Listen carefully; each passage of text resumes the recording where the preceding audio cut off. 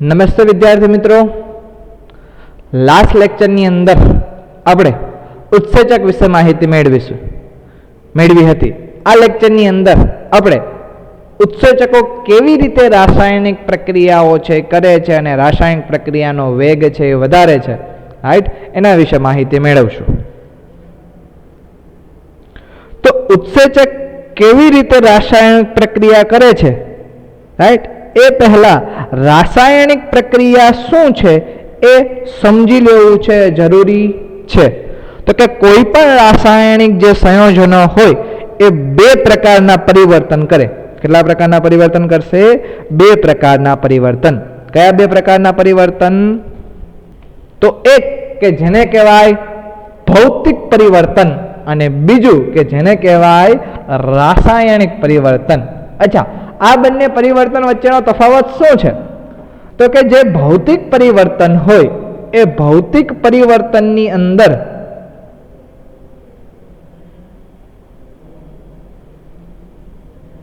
સંયોજનના એટલે કે રસાયણના, રાઈટ,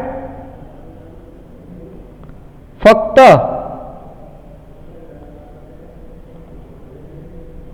ભૌતિક સ્વરૂપમાં,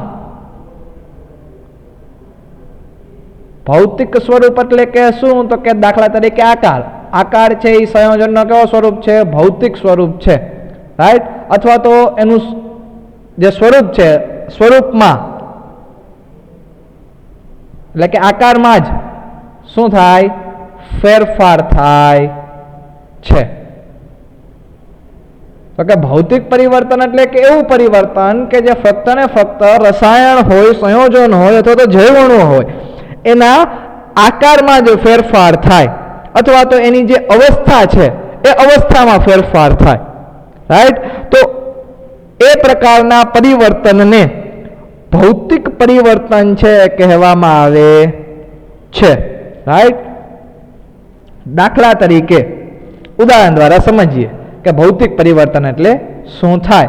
તો કે ભૌતિક પરિવર્તનનું સારામાં સારું ઉદાહરણ છે પાણી જે છે એ પાણી, રાઈટ, કયા સ્વરૂપે આપણને જોવા મળે? તો કે ત્રણ સ્વરૂપે જોવા મળે. કયા કયા? તો કે સોલિડ, એ પછી લિક્વિડ અને એ પછી ગેસ એટલે કે ઘન, પછી પ્રવાહી અને પછી વાયુ. તો એમાં પાણી જે બરફ સ્વરૂપે હોય એટલે કે પાણી છે એ કયા સ્વરૂપે હશે? તો કે પાણી છે એ ઘન સ્વરૂપે હશે, રાઈટ. તો એ બરફ એટલે કે પાણી જે ઘન સ્વરૂપે છે એને તાપમાન આપતા, રાઈટ, બરફનું રૂપાંતરણ શેમાં થશે? પાણી એ કયા સ્વરૂપે છે? તો કે પ્રવાહી સ્વરૂપે છે, રાઈટ. તો આ ઘટનાની અંદર શું થયું? તો કે આ ઘટનાની અંદર ફક્ત ને ફક્ત જે અવસ્થા હતી, કોની અવસ્થા? તો કે પાણીની અવસ્થા. કઈ અવસ્થા હતી પાણીની અવસ્થા? તો કે ઘન અવસ્થા હતી. એ ઘન અવસ્થામાંથી શેમાં રૂપાંતરણ થયું? તો કે પ્રવાહીની અંદર રૂપાંતરણ થયું છે. તો આ જે ઘટના છે, આ જે પરિવર્તન છે એ પરિવર્તનને આપણે ભૌતિક પરિવર્તન તરીકે ઓળખશું. શેના તરીકે ઓળખશું? ભૌતિક પરિવર્તન તરીકે. એ જ રીતે રાસાયણિક પરિવર્તન. તો રાસાયણિક પરિવર્તનની અંદર શું થશે? તો કે જે રાસાયણિક પરિવર્તન હોય તેની અંદર રસાયણો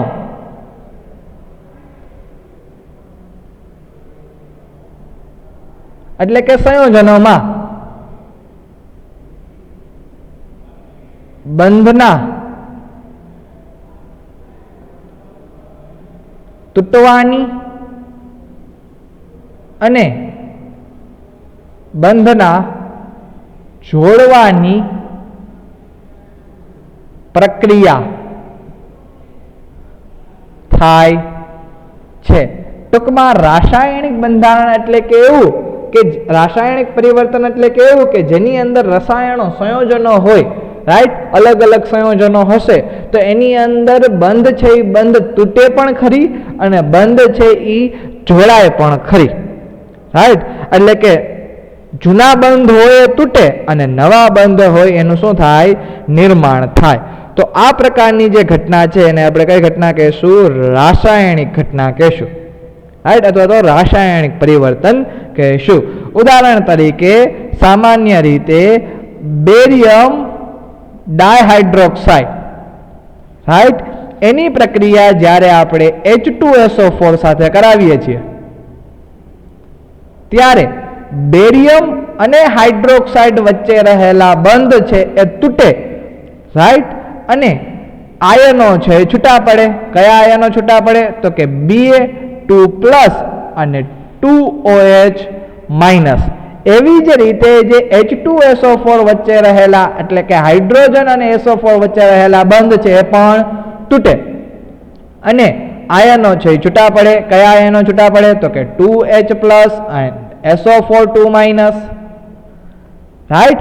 હવે બંધનું શું થશે? તો કે નિર્માણ થશે. કેવી રીતે બંધનું નિર્માણ થશે? તો કે 2H+ ના અણુ એ 2OH- ના અણુ સાથે શું કરે છે? પ્રક્રિયા કરે છે. એવી જ રીતે બેરિયમ સલ્ફેટનો એક અણુ બેરિયમનો એક અણુ સલ્ફેટ અણુ સાથે પ્રક્રિયા કરે છે તો એ બનાવી દેશે બેરિયમ સલ્ફેટ એટલે કે BaSO4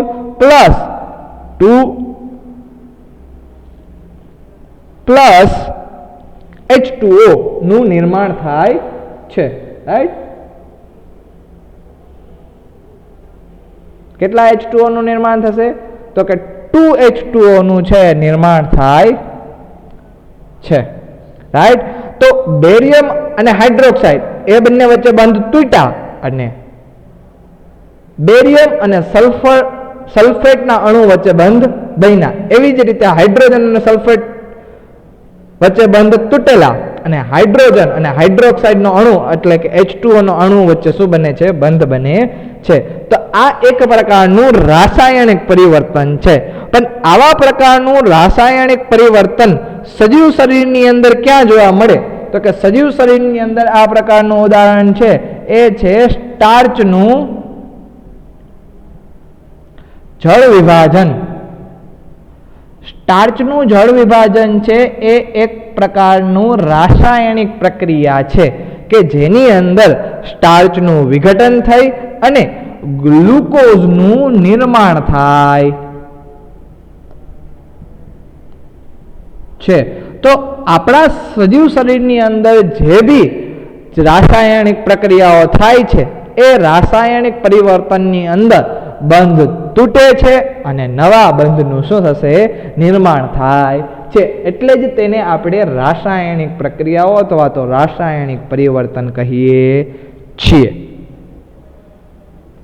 તો આ તફાવત થઈ ગયા ભૌતિક પરિવર્તન અને રાસાયણિક પરિવર્તનના. આગળ વધીએ કે ભૌતિક પ્રક્રિયા હોય કે રાસાયણિક પ્રક્રિયાઓ હોય, રાઈટ, બંને પ્રક્રિયાઓના દરનો જે સીધો સંબંધ છે એ એકમ સમયમાં બનતી નિપજો સાથે હોય છે. એટલે કે કેટલા સમયમાં ભૌતિક પ્રક્રિયા હોય કે રાસાયણિક પ્રક્રિયા હોય, રાઈટ, કેટલા સમયમાં કેટલી નિપજોનું નિર્માણ થાય છે એના ઉપર એ ભૌતિક અથવા તો રાસાયણિક પ્રક્રિયાનો શું થઈ જાય? દર થઈ જાય, રાઈટ. તો એના માટેનું સૂત્ર છે કે દર is equal to delta P upon ના છેદમાં delta T. P four product, right, product એટલે કે નિપજ, અને ટી ફોર ટાઈમ એટલે કે સમય, રાઈટ. તો કોઈ પણ પ્રક્રિયા હોય ભૌતિક અથવા તો રાસાયણિક પ્રક્રિયાનો જો દર શોધવો હોય તો એના માટેનું સૂત્ર શું છે? ડેલ્ટા પી ના છેદમાં ડેલ્ટા ટી. કેટલા સમયમાં કેટલી નિપજ બને છે, રાઈટ. આ ઉપરાંત જો આની સાથે દિશા નક્કી હોય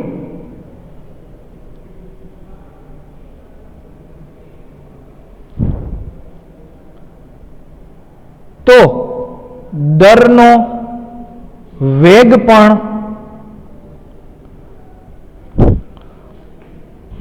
કહે છે અથવા તો શોધી શકાય છે. સાથે સાથે દિશા છે નિશ્ચિત હોવી જોઈએ. કઈ દિશા? તો કે સબસ્ટ્રેટ છે, એટલે કે જે પ્રક્રિયક છે, પ્રક્રિયકમાંથી શું બને છે? તો કે નિપજ બને છે. એટલે કે પ્રક્રિયકમાંથી જો નિપજ બનતી હોય, રાઈટ, સપોઝ એવું ધારો કે 10 પ્રક્રિયક છે, એ 10 પ્રક્રિયકમાંથી રાઈટ 10 મિનિટની અંદર 10 નિપજ બને છે. 10 પ્રક્રિયકમાંથી 10 મિનિટની અંદર કેટલી નિપજ બને છે? 10 નિપજ બને છે. તો એના ઉપરથી આપણે જો પ્રક્રિયાના દરનો વેગ શોધવો હોય તો વેગ પણ શોધી શકીએ છીએ. પરંતુ કોઈ પણ ભૌતિક કે રાસાયણિક પ્રક્રિયાઓ હોય, રાઈટ, કોઈ પણ પ્રક્રિયાઓ છે એ ચોક્કસ દરે જ અથવા તો કોઈ પણ પ્રક્રિયાઓ છે ચોક્કસ તાપમાને જ પ્રભાવિત હશે, અથવા તો એને આપણે બીજા શબ્દમાં, સામાન્ય શબ્દમાં લખવું હોય તો એમ લખી શકાય કે કાર્ય કરી શકે. રાઈટ, આ તો આપણને પહેલા ખબર છે કે કોઈ પણ ઉત્સેચક છે સામાન્ય રીતે, કોઈ પણ રાસાયણિક પ્રક્રિયાઓ છે એ સામાન્ય રીતે ચોક્કસ તાપમાને છે એ કાર્ય કરી શકે. રાઈટ, એક નિયમ અનુસાર એવું કહેવામાં આવે છે કે જો રાસાયણિક પ્રક્રિયાની અંદર 10 ડિગ્રી સેલ્સિયસનો 10 ડિગ્રી સેલ્સિયસ તાપમાનનો વધારો કરવામાં આવે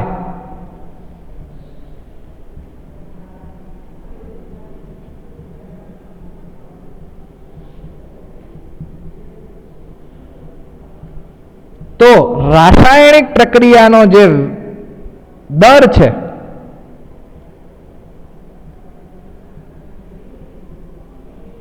એ દર કેવો થશે? તો કે દર બમણો થશે. રાઈટ, એટલે કે ડબલ થઈ જશે. અને તેવી જ રીતે જો 10 ડિગ્રી સેલ્સિયસ તાપમાનની અંદર ઘટાડો કરવામાં આવે, રાઈટ, તો જે પ્રક્રિયાનો દર છે એ પ્રક્રિયાનો દર કેવો થઈ જશે? અડધો થઈ જશે.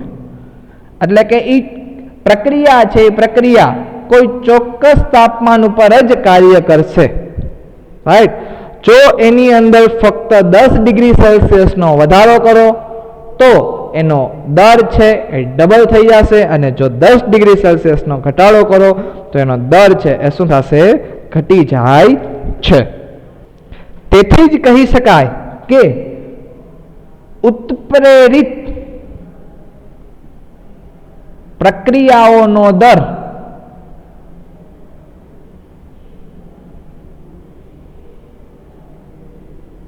અનઉત્પ્રેરિત અથવા તો અનુત્પ્રેરિત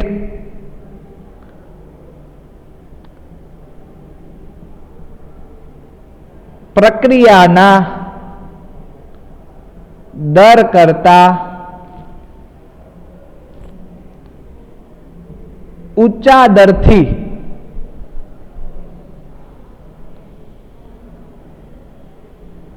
પૂર્ણ થાય છે. ઉત્પ્રેરિત પ્રક્રિયાઓ કે એટલે કે જેની અંદર ઉત્સેચકનો ઉપયોગ થાય છે, કારણ કે એ જ ઉત્પ્રેરક તરીકે વર્તે છે, એટલે એ જ રાસાયણિક પ્રક્રિયાને શું કરે? ઉત્પ્રેરિત કરે. રાઈટ, એટલે કે એનો દર કે જે અનઉત્પ્રેરિત પ્રક્રિયા છે, અનઉત્પ્રેરિત પ્રક્રિયા એટલે કે જેની અંદર ઉત્પ્રેરકનો ઉપયોગ થતો નથી, રાઈટ, એને આપણે અનઉત્પ્રેરિત પ્રક્રિયા કહેશું. તો અનઉત્પ્રેરિત પ્રક્રિયાનો દર એ હંમેશા ઓછો હશે, જ્યારે ઉત્પ્રેરિત પ્રક્રિયાઓનો દર હંમેશા કેવો હશે? વધુ હશે. રાઈટ, તો એનો મતલબ એમ કે ઉત્પ્રેરિત પ્રક્રિયાઓ છે એ ઓછા સમયમાં વધુ નિપજ બનાવે છે, જ્યારે અનઉત્પ્રેરિત પ્રક્રિયાઓ છે એ વધુ સમયમાં ઓછી નિપજ બનાવે છે. રાઈટ, બેની અંદર ઓપોઝિટ છે, ઓપોઝિટ રિએક્શન્સ પ્રકારનું જોવા મળે. તો ચાલો એક ઉદાહરણ દ્વારા આપણે જોઈએ કે કેવી રીતે જો કોઈ એક રાસાયણિક પ્રક્રિયામાં ઉત્સેચકનો ઉપયોગ કરવામાં આવે તો એનો દર કેટલો છે, અને ઉત્સેચકનો ઉપયોગ ન કરવામાં આવે તો એ રાસાયણિક પ્રક્રિયાનો દર કેટલો જોવા મળે છે. તો સામાન્ય રીતે રાઈટ ઉદાહરણ તરીકે આપણે લેશું કે જ્યારે CO2 એટલે કે કાર્બન ડાયોક્સાઇડ અને H2O એટલે કે પાણીનો અણુ આ જ્યારે બંને એકબીજા સાથે પ્રક્રિયા કરે છે અને ત્યારે રાઈટ શું બને છે તો કે H2CO3 એટલે કે કાર્બનિક એસિડ.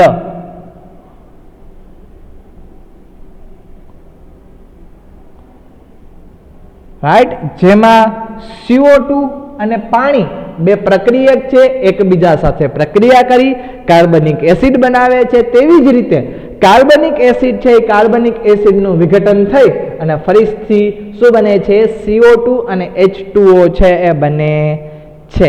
એટલે કે જે પ્રક્રિયા છે એ પ્રક્રિયા રેડોક્સ પ્રક્રિયા છે. કેવી પ્રક્રિયા છે? રેડોક્સ પ્રક્રિયા છે. પ્રક્રિયકમાંથી નિપજ પણ બનાવે અને નિપજમાંથી પ્રક્રિયક પણ બનાવે. અચ્છા, જો આ જ પ્રક્રિયા છે એ ઉત્સેચક વગર થતી હોય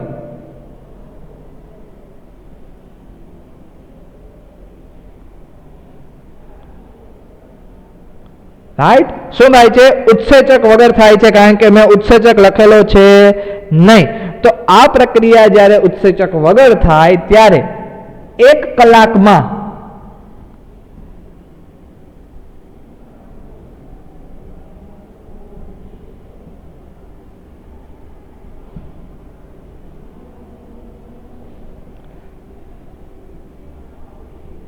કાર્બનિક એસિડના એટલે કે આપણી જે નિપજ છે એ નિપજના ફક્ત 200 અણુઓનું જ નિર્માણ થાય.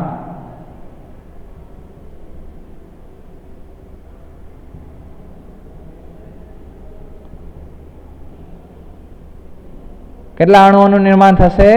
ફક્ત 200 અણુઓનું જ નિર્માણ થાય છે. રાઈટ.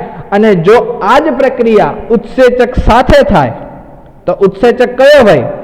તો કે ઉત્સેચક જે છે એ છે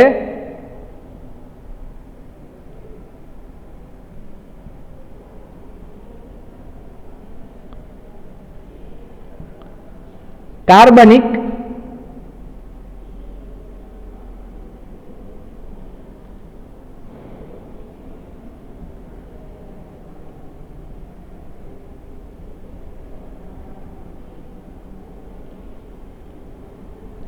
એનહાઇડ્રેસ. કયો ઉત્સેચક છે? કાર્બનિક એનહાઇડ્રેસ.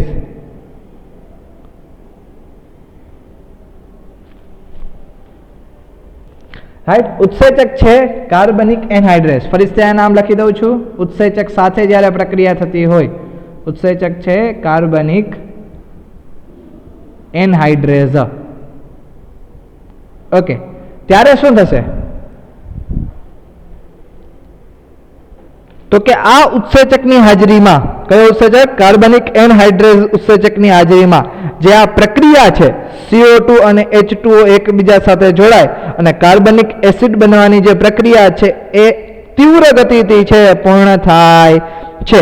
એટલે કે તે 1 સેકન્ડમાં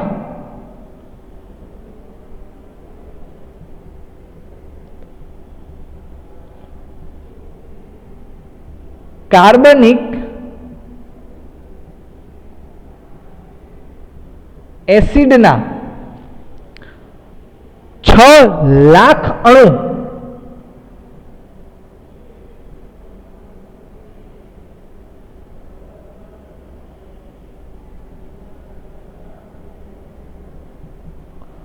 અણુઓનું નિર્માણ કરે છે.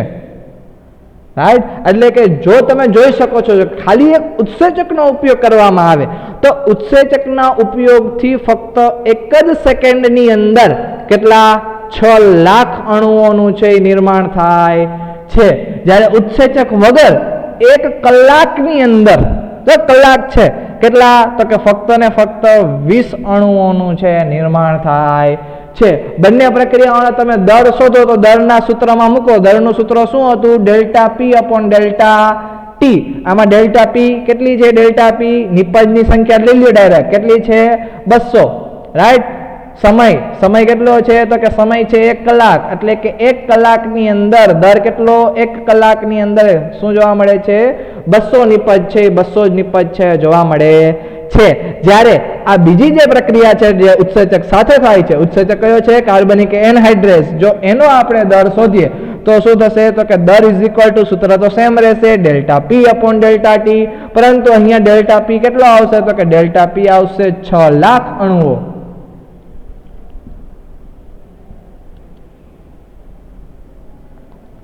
રાઈટ. એના છેદમાં 1 સેકન્ડ એટલે કે 1 સેકન્ડની અંદર 6 લાખ અણુઓ છે નિર્માણ થાય છે. તો હંમેશા જે ઉત્પ્રેરિત પ્રક્રિયાઓ હશે, ઉત્પ્રેરિત પ્રક્રિયાઓ છે ઊંચા દરથી પોતાની પ્રક્રિયા છે એ સંપૂર્ણ કરશે. જ્યારે અનઉત્પ્રેરિત પ્રક્રિયાઓ એટલે કે ઉત્સેચકો વગરની જે પ્રક્રિયાઓ છે એ નીચા દરથી અથવા તો મંદ ગતિથી છે એ કાર્ય કરશે અને મંદ ગતિથી પોતાનું કાર્ય છે પૂર્ણ કરે છે.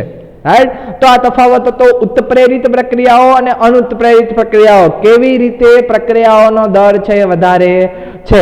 અને આપણા શરીરની અંદર મોટા ભાગની થતી રાસાયણિક પ્રક્રિયાઓ એટલે અથવા તો ચયાપચય પ્રક્રિયાઓ છે એની અંદર ઉત્સેચકની આવશ્યકતા રહે છે. કારણ કે ઉત્સેચક વગર છે કાર્ય પૂર્ણ થઈ શકતું નથી.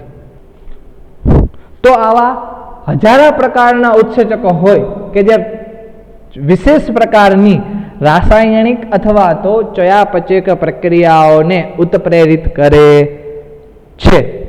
રાઈટ.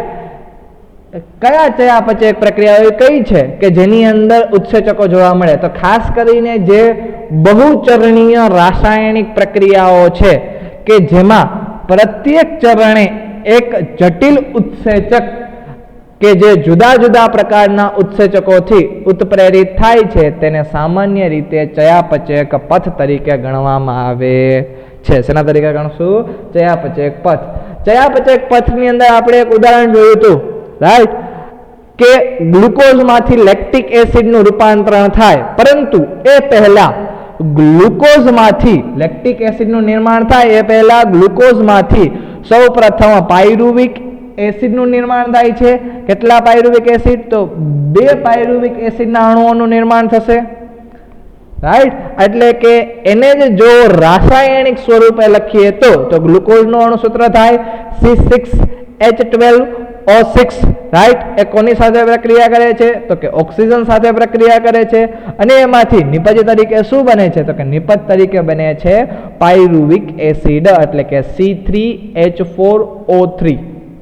રાઈટ. આ પાયરુવિક એસિડનું અણુસૂત્ર અને સાથે સાથે 2 પાણીના અણુઓ છે એ બાય પ્રોડક્ટ તરીકે ઉત્પન્ન થાય છે. રાઈટ. તો આ જે ઘટના છે ગ્લુકોઝમાંથી પાયરુવિક એસિડ બનાવવાની ઘટના એ બહુચરણીય રાસાયણિક ઘટના છે કે જેની અંદર એક કરતાં વધારે ચરણોની અંદર આ થતી પ્રક્રિયા છે. અને આ જે પ્રક્રિયા છે ખાસ કરીને કે ગ્લુકોઝમાંથી પાયરુવિક એસિડનું નિર્માણ થવું એ એક પ્રકારનો રાસાયણિક પથ અથવા તો ચયાપચયક પથ છે. તો આ જે ઘટના છે આખી રાઈટ, એ ઘટના 10 જુદા જુદા પ્રકારના ઉત્સેચકોથી ચયાપચયક પ્રક્રિયાઓ છે ઉત્પ્રેરિત થાય છે. અને સામાન્ય રીતે જ્યાં ગ્લુકોઝમાંથી પાયરુવિક એસિડના નિર્માણ થવાની જે ઘટના છે એને સામાન્ય રીતે આપણે ગ્લાયકોલિસિસ તરીકે ઓળખીએ છીએ. શેના તરીકે ઓળખીએ છીએ? ગ્લાયકોલિસિસ. આ ગ્લાયકોલિસિસની ઘટના 10 સ્ટેપની જે ઘટના છે એ ઘટના આપણે ડિટેલમાં ભણીશું ચેપ્ટર નંબર 14 જેનું નામ છે શ્વસન. એની અંદર આપણે ગ્લાયકોલિસિસ, ચયાપચયક પથ અથવા તો રાસાયણિક પથ વિશેની માહિતી મેળવશું. રાઈટ. તો આ એક જ ચયાપચયક પથ છે એ પથમાં 1 કે 2 કે તેથી વધુ પ્રક્રિયાઓ દ્વારા જુદા જુદા પ્રકારના રાઈટ ચયાપચયક અંત્ય ઉત્પાદનો બનાવે છે. એટલે કે જરૂરી નથી કે એક જ ચયાપચયક પથની અંદર એક જ પ્રકારની છે નિપજ બને.